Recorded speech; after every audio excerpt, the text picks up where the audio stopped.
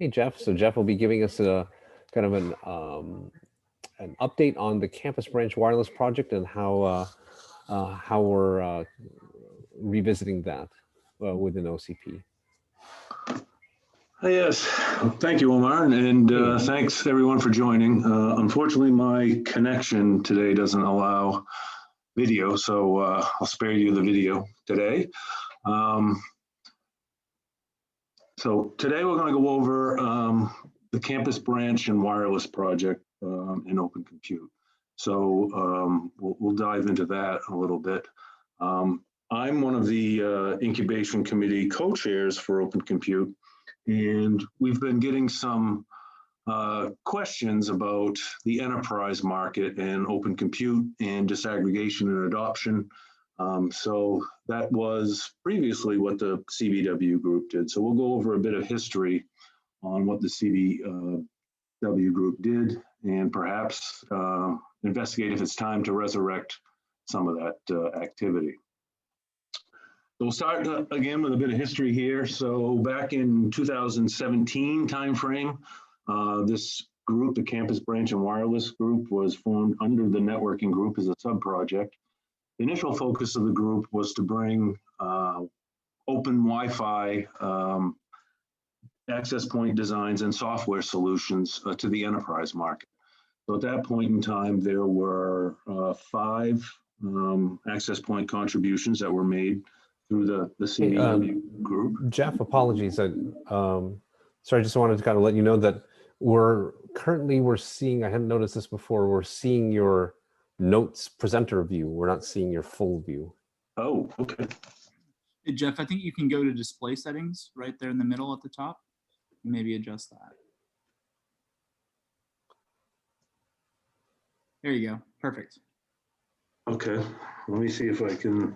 Now my view is kind of screwed up here. Hold on. It looks a bit garbled. Jeff, I'm just gonna reset things by. There you go. Try that again.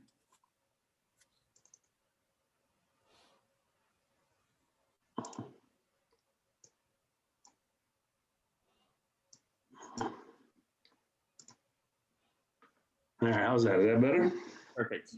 Yes, that's better. Thank you, Jeff. Sorry about that. No, that's fine. Thank you. Let me see if I can get this going here. Okay, so back in 2017, the group was established. There were 5 access point hardware contributions to OCP, and there were 2 Wi-Fi NOS providers at that point. One was Mojo Networks, and one was Bennu Networks. And in addition to the Wi-Fi access points, there were 2 PoE switch designs that were contributed to Open Compute as well. And at that point in time, SnapRoute was the NOS partner that ran on the PoE switches. The group was fairly busy for a year, and in 2018, at the OCP Expo Summit, the Expo floor Wi-Fi connectivity was actually provided by the technology that came out of the CBW group effort. So the Wi-Fi access points and the switches and the the Wi-Fi solution as far as software was what provided Wi-Fi access to thousands of individuals throughout the OCP Summit. So very successful, I thought, as a beginning to that group.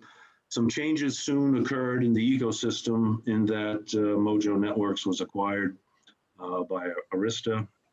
Bennu Networks was a startup and they lost some of their funding, so they had a change in direction of the company, and SnapRoute ended up taking a turn also in their direction and ended up getting acquired. So with that, the group kind of slowed down and got put on hold eventually. In hindsight, I think the group was a little bit ahead of its time back in 2017. And also, I think it was driven more by technology at that point rather than consumers. That's kind of the history of where we were. So, now we fast forward, 3 years or so, and what's different now? So, 3 years have passed. Disaggregation and open networking have been, more broadly adopted in the market. We are actually see customers now asking about enterprise solutions that are disaggregated and open. So that's definitely a change. Rather than just technology leading now we actually have consumers that are asking about these opportunities. And we also see other communities producing technology specifically for the enterprise environment. So in Open Compute, there has been some conversations about maybe taking Sonic into the enterprise environment. Yet to be seen. There's a new project under the Linux Foundation called DENT, which is targeted to be an open source NOS for enterprise use. The guys over at the Telecom Infra Project are working on a complete open source Wi-Fi software stack that not only runs on the AP, but has what's called a Cloud SDK as part of that offering, where the cloud-based controller applications run on top of that cloud-based SDK. And then the people over at the ONF are working on open source private cellular solutions for enterprise use as well. So you have customer interest, you have community interest, and you have suppliers also that are available to supply products into this market. So if we take a kind of look at where this technology might be used, we have a high-level diagram here of an enterprise network, and a typical enterprise network would have a main office or headquarters, could be a campus environment, and then out from there would be remote office locations, either branch offices or warehouses, distribution facilities, or retail facilities, depending on the type of customer. So that's kind of the stick figure diagram we're working on now. And then the target customers or the consumers of these technologies initially are over here on the left-hand side. So we have large retailers who are interested in open networking and disaggregation for enterprise. And these large retailers, they have their own headquarters, but they also have a large number of warehouses, distribution facilities, and brick and mortar retail facilities, as well as their online sales as well. So that's one customer segment. The second would be telecom providers. So there's a number of telecom providers around the world that are deploying open networking solutions today for their transport networks. And these types of customers, are also looking for the same open and disaggregated solutions, perhaps for not only their own enterprise use and remote offices. They have retail facilities. They also supply managed services to enterprise customers, where they would have the opportunity to use these types of solutions for the managed services they sell. And finally, there's the financial services market, who have their own, enterprise networks and remote office locations where they serve customers as well. So these three customer profiles here, as you can guess, are all deploying open networking solutions today in one form or another, whether that be for their data centers or their transport networks or for other reasons. So, it seems now we have a customer base that's pulling for enterprise open products, and they understand the principles of disaggregation and open networking today. So if we look a little bit further, into one of these remote locations, where would the CBW group begin again with the products and bringing solutions to market? Well, if you start, in these red circles here, as you enter into one of these remote facilities, and kind of what's depicted here would be what's inside of an enterprise retail space or a distribution center, perhaps. There would be perhaps some kind of appliance at the very edge of this network, maybe some SD-WAN type of appliance that's either managed from the enterprise itself back at the headquarters location, or perhaps that device is managed from managed service provider that's providing that networking service to that customer. But either way, there's the possibility of a device there that could be developed. As you enter further into the network, there'd be a layer of Ethernet switches. These would be, perhaps a standard leaf and spine topology, with the leaf switches providing power over Ethernet to numerous devices in the network that require power and network connectivity, and the spine switches would just be aggregating those leaf switches.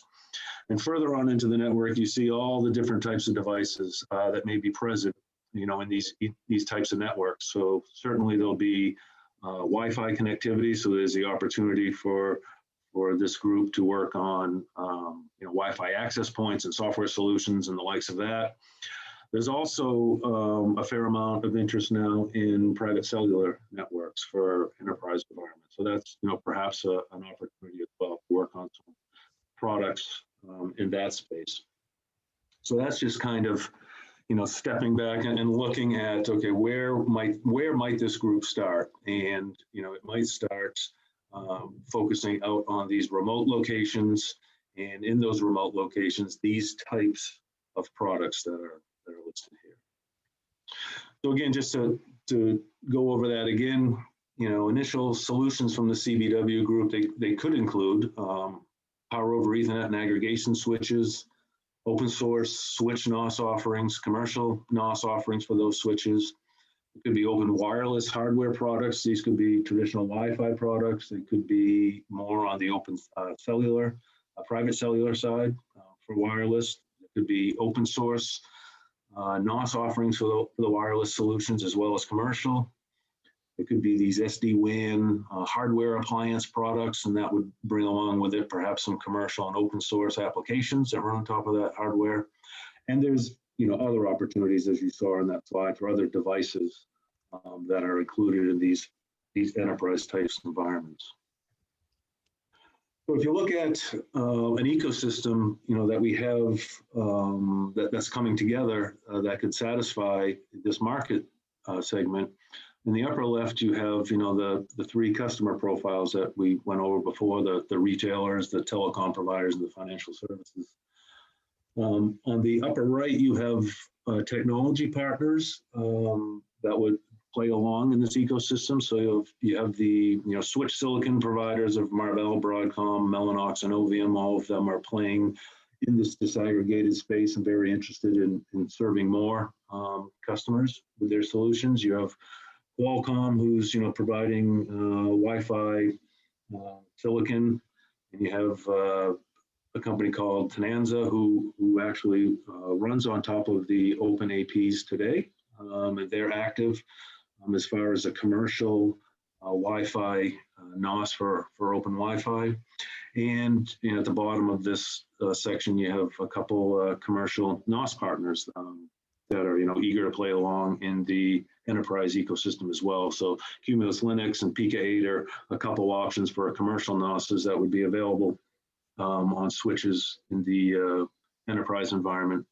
At the bottom right, you have the other communities that we can collaborate with on solutions for enterprise environment.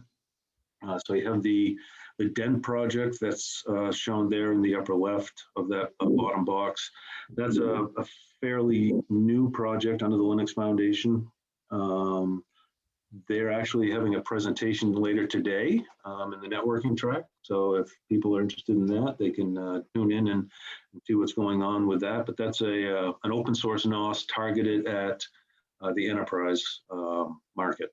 Of course, there's Sonic, which could be leveraged in some degree if that's what people chose to do for the enterprise environment. You have the Telecom Infra Project, again, or TIP, that's working on that complete open source Wi-Fi software stack. That actually utilizes OpenWRT as part of the NOS that runs on the access point. So, those two communities are working together, and we have the opportunity to collaborate with them. The Open Networking Foundation, again, they're developing that project that's called Ether, totally open source. Private cellular enterprise solution, runs on top of disaggregated and open hardware.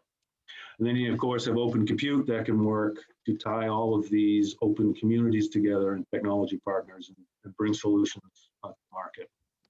On the bottom left, you have supplier partners that are willing to participate in this market as well. And I would assume there'd be more as time goes on. So we have Delta, EdgeCore, and WNC, who have all expressed interest in participating in enterprise type work in the CBW group as well. So the call to action here is for people to get involved, and is this the right time to restart the CBW group? So I encourage people to join the mail list, and that is listed here. That will be how we start to communicate and open up discussions and talk about perhaps establishing a follow-on initial meeting to get this group going again, if that's what's decided. We need volunteer project leads if we're going to restart this project. So those that are interested can certainly contact me or Omar or Rupa directly about participating in this project. We need more customers to get involved as well in this project as well, so they can join the mail list as well. And if there's any questions, people can contact me directly, and I have my OCP email address listed on this slide as well. So that's really all I had today to go over. I don't know if there's any questions that's out there.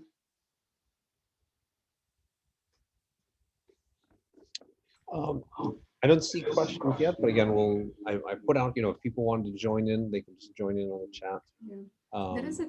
Or join in. There is a question about Strata OS and ONOS from ONF. When will it be production ready?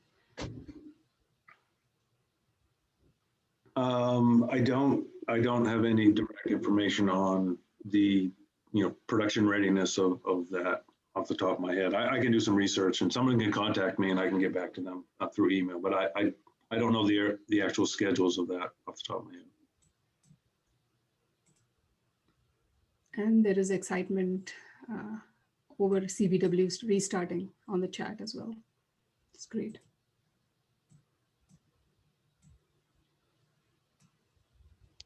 So, Jeff, one question, on one of the earlier slides, you'd said, hey, there are different areas, where you said whether PoE access switches with either commercial open source NOSes, Wi-Fi access points with, I think there was this, and then even at the end you had SD-WAN switches. Any sense of where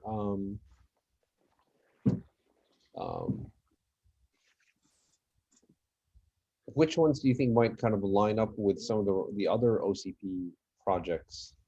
Maybe we find some sort of alignment there.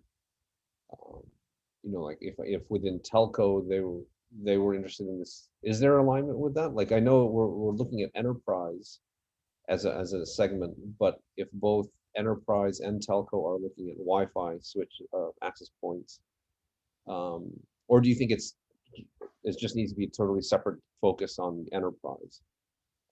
I think there might be some commonality in some of the hardware aspects of products, like you mentioned. I don't know of anything specifically going on in the telco group for Wi-Fi, but there could be. I think there is the opportunity to define access points and bring those to market, perhaps that are focused on the enterprise environment and not so much in a telco environment. Not so much a telco environment that may need to be outside temperature hardened and come in enclosures that are waterproof and all that kinds of stuff. So that there might be different types of hardware. I think there's the opportunity to work across different OCP groups on software as well. So there's perhaps an angle with Sonic. I know some have talked about reducing Sonic's footprint perhaps to make it more acceptable for lower end enterprise switches.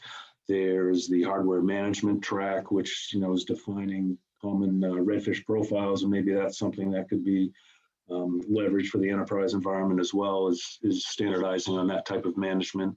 So I think there's, some collaboration between groups within OCP and also these other groups outside of OCP like ONF and TIP and others as well.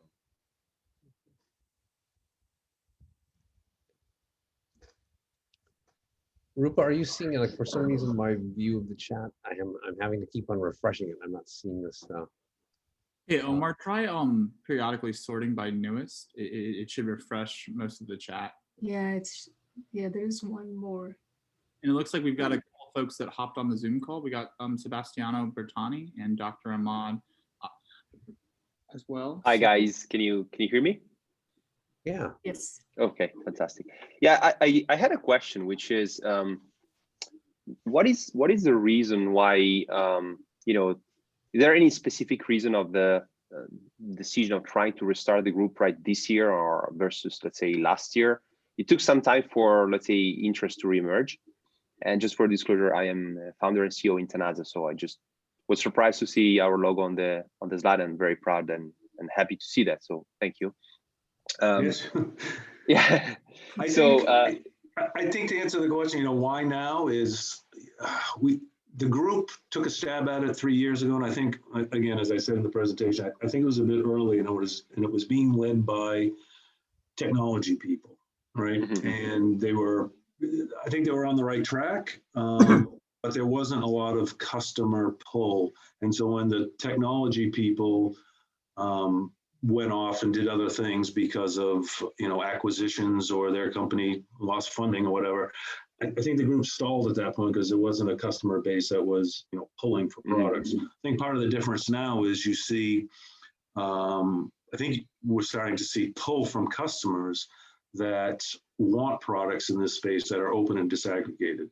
So that's a big change from technology people trying to push products into a marketplace. So I think that's one of the big indicators. The other indicators, to me, are the activity that's going on in the other communities that OCP deals with, like all the work that TIP's doing in the Open Wi-Fi group, all the work that ONF is doing in the Ether project for private cellular solutions for enterprise, all the work that is going on in the Linux Foundation with the DENT group that's fairly new, coming up with an open source notch just for the enterprise. So I think with all those indicators and the customer pull, that there's really, I think it's a good time to restart the group and try to collaborate internal and OCP and also externally and bring some solutions, to market through the OCP marketplace and through other means as well.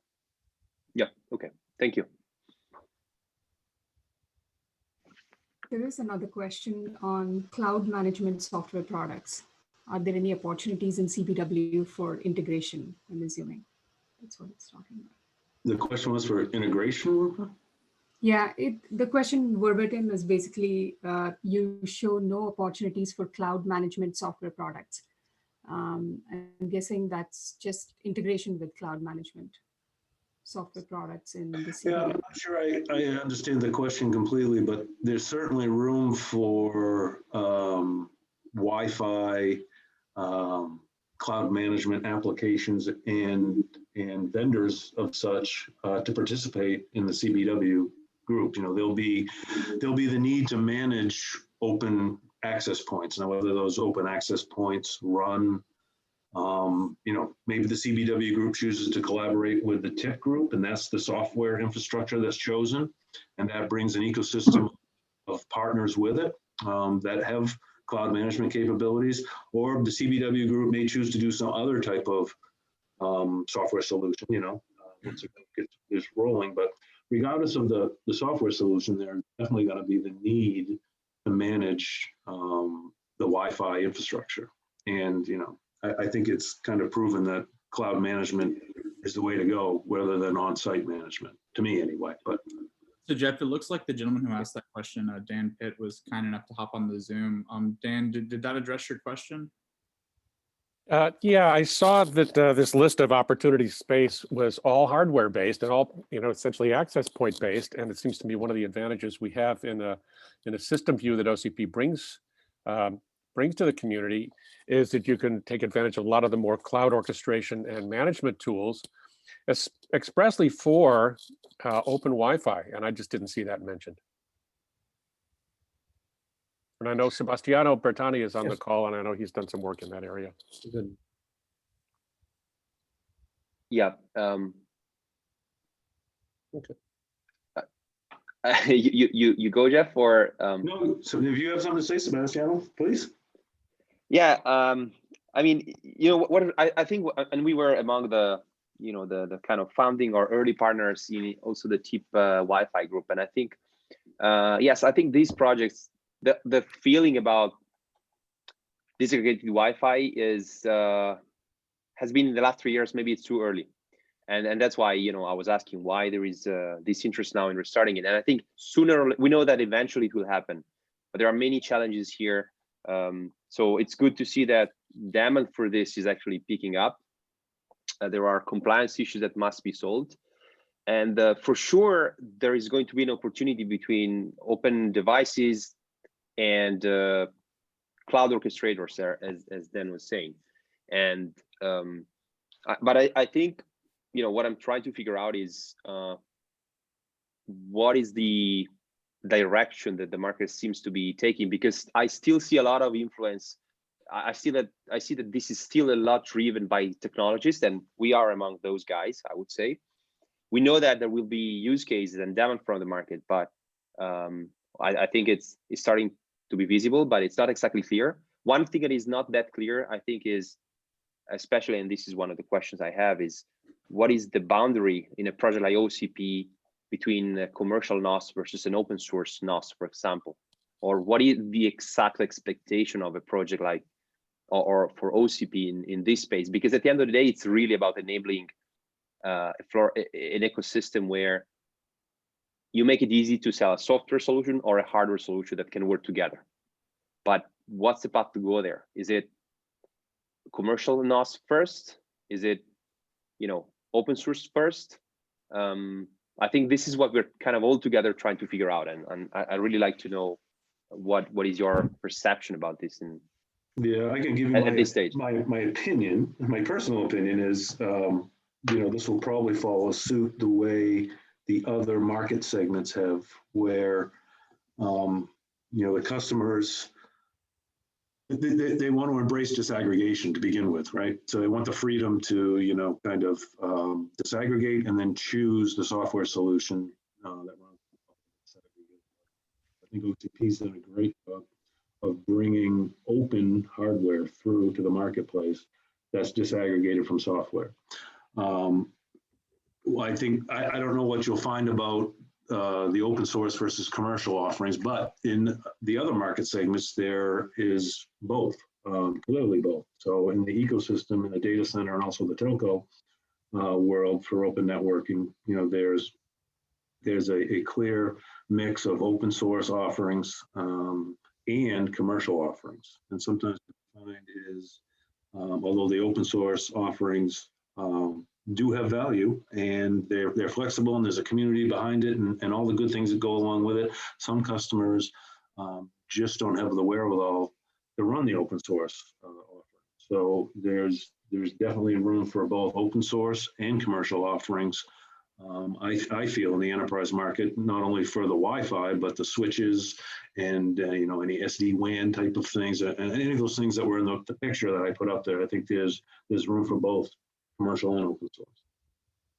okay. Yeah, I think also, just to build on that, thanks, Jeff. I think the OCP has always believed in that, right? It's not just about open source. It's finding a way for commercial solutions to succeed as well. The final point, Sebastiano, about your hey, why now, right, is if there's enough demand from customers that we see multiple open source projects and kind of a new wave of commercial providers coming in, then I think that's a great time to some good indicators for this could be a good time to restart.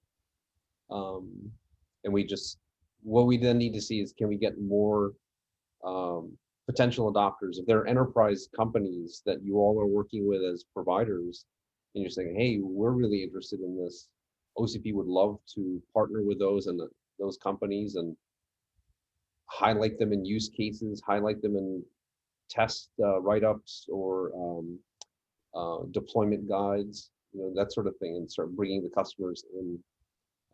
At the hyperscaler, if you look at some of what OCP is, data center, hyperscale data centers, and now of course moving into more enterprise. A lot of it was driven by some of the early customers. So if as vendors, I think, so it's not all technologist driven. If you have customers who would like to engage, we'd love to see that. I see. Okay, thank you for the answer. I think one of the values of OCP is to not just come up with some standard solutions for the devices themselves, but some standard ways of interfacing to either open source or proprietary, cloud management artifacts. Yeah, exactly. So we can kind of define the right layers. Yeah. So And thank you all for joining in. We're at time, so we're going to have to wrap this up. I'm really glad to see the engagement. Thank you for jumping in on the call. I think that worked out pretty well, Sebastian and Dan. And Jeff, thank you for presenting. Yeah, thank you very much. Thanks, Yeah, thank Jeff. you. Thank you, Jeff. Good to